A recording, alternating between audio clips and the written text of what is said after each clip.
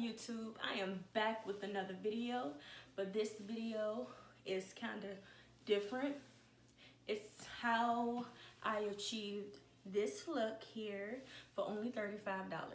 I went to the hair store, purchased 6 packs of hair, the 3-in-1 packs of hair, of course. So keep watching if you would like to see how I achieved this look. So right here, my hair is freshly blow dried out, and I am currently parting it because it's so much easier when you're braiding your own hair to have your hair out, well, put in sections.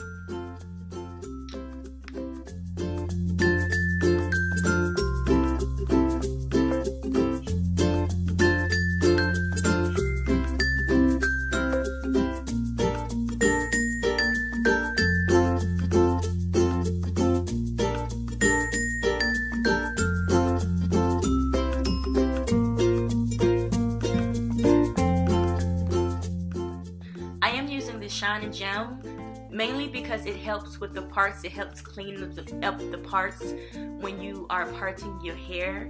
The parts will be so clean, and it also helps you know, give it such a neat look when you use that.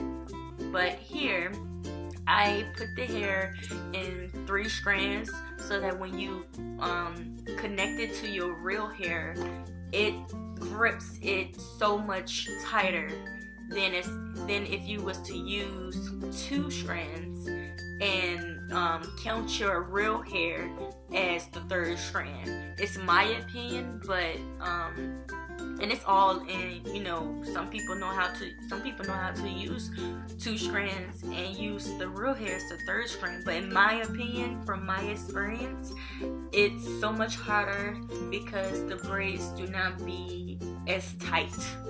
They would look like they are, you know, far away from the scalp.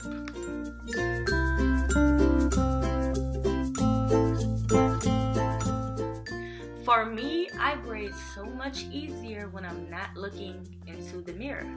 It's crazy because the whole time I'm doing my hair, I'm not looking in the mirror. I looked in the mirror to start off when I first, when I did the parts to do the sections.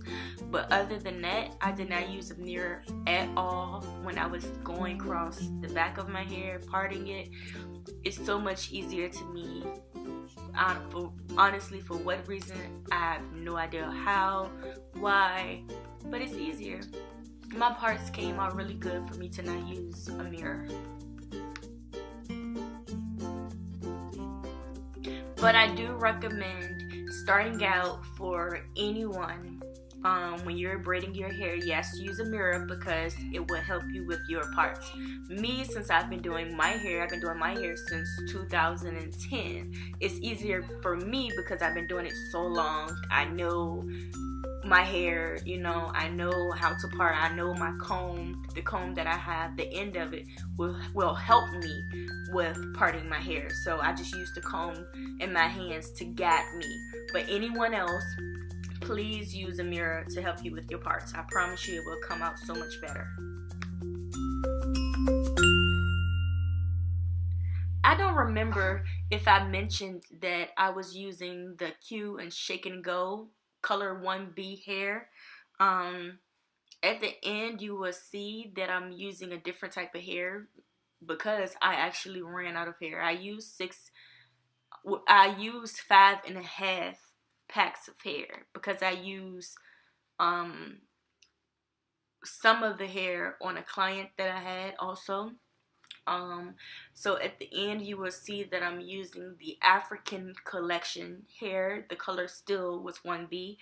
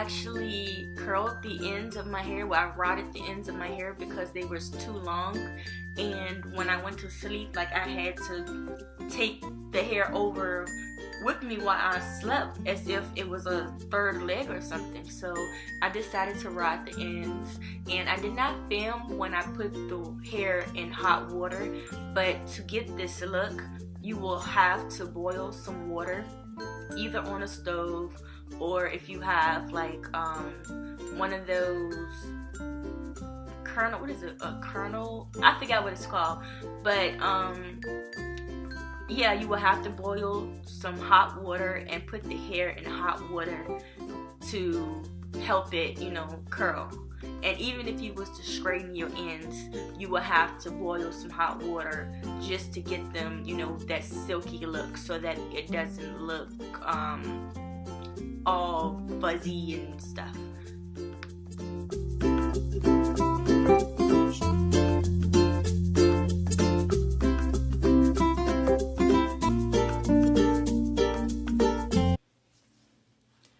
This is the finishing looks.